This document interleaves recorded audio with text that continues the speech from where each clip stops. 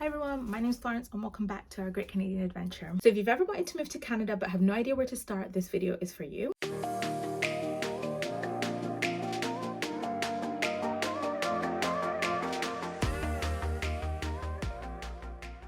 So I've got my laptop with me today because I've got so much to share with you. So this video is for those who have ever wondered how to move to Canada but they have no idea where to start. I'm going to be reading a lot from my laptop just to kind of fact check and make sure that I'm hitting all the points that I wrote down. I'll be breaking down different immigration pathways to help you figure out what route you could be eligible for. This video will be from the stance that you're trying to make a more permanent move to Canada as opposed to an extended holiday. And this is a summary video, so I won't be going in depth, but I will be covering eligibility and costs, but not process. This should help you quickly figure out what routes that you would like to go into further. I will be making more in-depth video for each pathway, so please subscribe if you want to see those. Also, I'm not an immigration consultant or expert, so I lost my earrings, so I had to go and find it.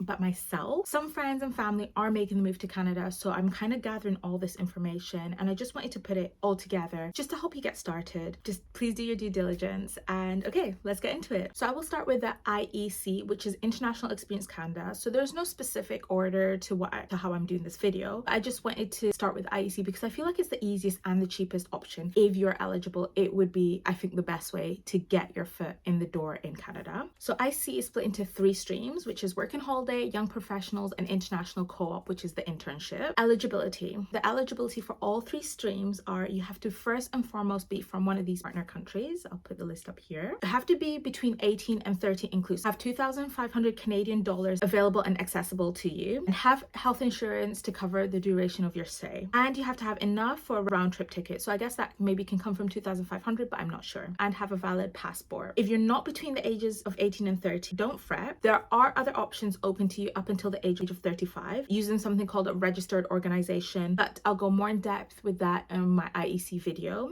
and not in this one because we're just doing a summary. Okay, so I'm gonna break down each one. So we've talked about the 3 streams, more specific eligibility per stream. So with work and holiday, this is mainly for young people who are looking for international experience or want to work while they travel, so there's not really much extra with that. Then we have young professionals. This is for people who have employer specific work permits and want to gain professional experience. So with work and holiday, you have an open work permit. You can work for anyone, but young professionals, you have an employer specific work permit. It's designed really for post-secondary candidates who have signed an offer of employment from a Canadian employer. The job must be in their field of expertise through either school or work experience and contribute to their professional development. The work must be paid and cannot be self-employed. Okay, then the international co-op category. So this is the internship one that we discussed. This is for people who have employer specific work permits. So again, not an open work permit, it is a close to your employer and they want to gain professional work experience. The category is designed for applicants who are enrolled at post-secondary institution that have signed off and offer employment from a Canadian employer. Applicants must be registered students for the duration of their internship, and they must want to complete their work placement or internship in Canada in order to fulfill part of the academic curriculum.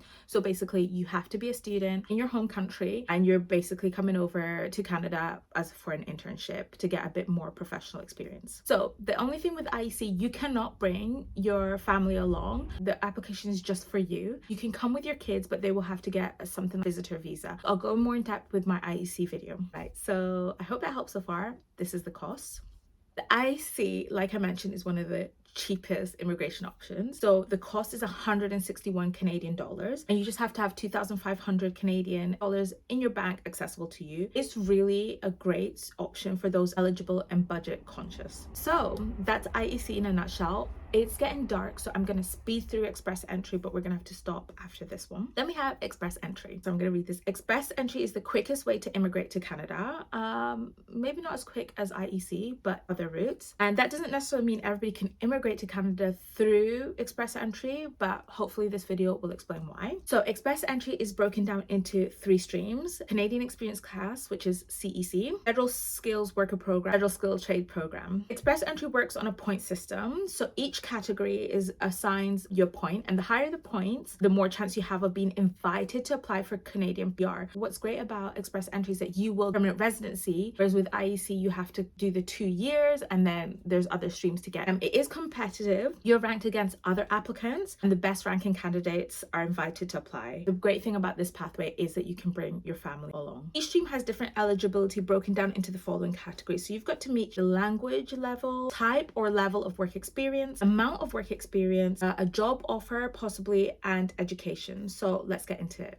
Eligibility. As I go through the eligibility, I will be using the CLB language system and the NOC tier system. If you need more info on this, comment below, but otherwise I'll go into more detail in my in-depth video. Firstly, Canadian experience class. This is for people who have Canadian work experience, and the work experience must have been gained in the 3 years before you apply. So if you've never worked in Canada, and you can just basically skip to the next part. For those who are still here, the eligibility are as follows. Language skills, either English or French. You need a CLB 7 for tier 0. This is the NOC tier and tier 1 occupations, or a CLB 5 for tier 2 or tier 3 occupations. For the type of level of work experience, Canadian work experience in an occupation listed in one or more of these NOC tier categories: 0, 1, 2, and 3. Amount of work experience: 1 year in Canada in the last 3 years, either a combination of full-time or part-time. Job offer, completely not required, and education, not required. Okay, there's the Federal Skills Worker Program for skilled workers with foreign work experience, and they must meet the criteria for education and other factors. So I'm going to go through that in a minute. Skilled work categories are occupations, but not limited to, things like childcare, healthcare, and people who have had a management position. So the eligibility for this is the language skills, English or French skills at CLB 7, work experience in an occupation listed in one of these NOC tier categories, tier 0, 1, 2, or 3. Amount of work experience: 1 year continuous within the last 10 years, combination of part-time, full-time, or more than one job in your primary occupation. I'll go into primary occupation another time in my more in-depth video. Job offer is not required, but you can get selection criteria points or have a job offer, so that it can boost your points. And then education, secondary education required. You can get more selection points for your post-secondary education. That makes sense so far. I know I'm speeding through these, but I'm going to create like a little sheet for you guys to read over. You can pause this at any time and re-listen, and if you've got any specific questions, please drop them below and I will answer them. Now we're going to go through Federal Skilled Trade Program. These are for skilled work for those who are qualified in a skilled trade, must have a valid job offer or a certification of qualification. Skilled trades are things like, but not limited to, transportation officers, controllers, baker, occupations in agriculture, basically things that sound like trades. So if you need more help with that, let me know. Language skills: English or French skills, CLB 5 for speaking and listening, CLB 4 for reading and writing.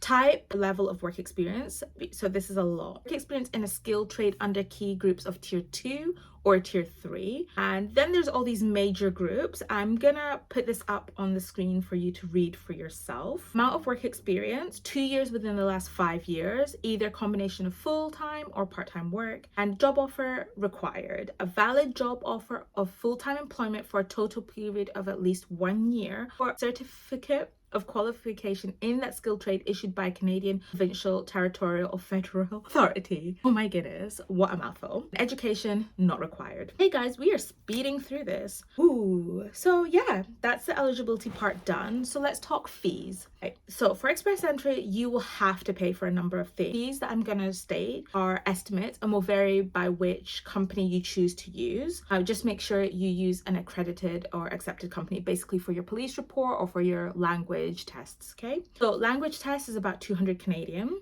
Possible education assessment, which is required for the Federal Skilled Workers Program and recommended for this Federal Trade Worker and the CEC, so it's about 200 Canadian per qualification. For example, say you have done a bachelor's and a master, you're going to have to get both of those qualifications assessed. But of course, once they're assessed, that does add to your points, because the higher education that you've done, the more points you can get. And there's the police certificates, so that's about 100 plus Canadian, and medical reports for each adult, which is about 200 plus Canadian. We have the official fees. So 850 Canadian processing fee, 550 Canadian dollars for the right of permanent residence fee, additional 850 and 515 for your spouse or partner if applicable, then 230 Canadian for any dependents. Wow. Another thing about the express entry, you will need to show proof of settlement funds for each family member coming with you. But the exception to this is if you have a valid job offer, and also people under the CEC stream are exempt from this requirement. So I will add here the table of the proof of funds that you need. And also remember, a valid job offer has its own criteria. So I'll speak more about that in our in-depth express entry video. So as you can see, it does cost more. If you're eligible, this is a great way to immigrate to Canada because you get permanent residency immediately. Processing times are usually 6 months or less once they have received your completed application. You can use the link below to see the score you could get, and the latest draw had a cutoff of about 490 points. So this is a good guideline. Once you've gone through and looked at what your possible scores are, if you can see that you're close to 490 or really far away, it's going to give you a good idea of how successful you can be with express entry. So this is a summary of different options for express entry, and there are ways to boost your points. Things like having a provincial nomination or getting a valid job offer. I'll go over this again in more in depth on my express entry video. And yeah,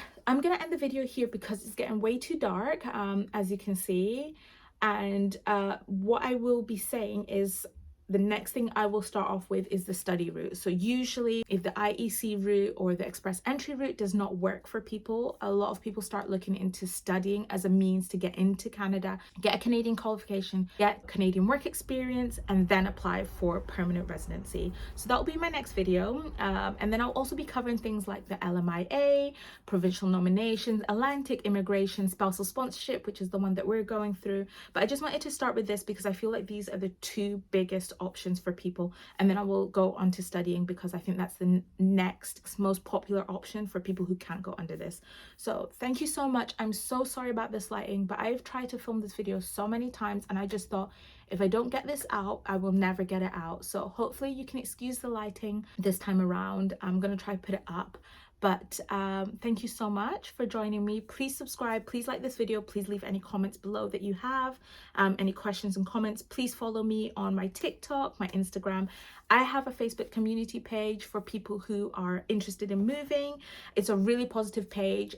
My kind of ethos is that I am the CEO, the Chief Encouragement Officer. So when you join that page and you ask any questions, it's never going to be like, oh, don't move to Canada, it looks hopeless for you. It's going to be like, let's figure out a way to make it work for you and your family, or for you if you're by yourself. That sounds so sad. For you. Thank you again. Have a great week. I'm gonna start putting out more of these videos, and I'm gonna have week in the life as I start to wrap up my life here in the UK and move to Canada. Thank you. Bye.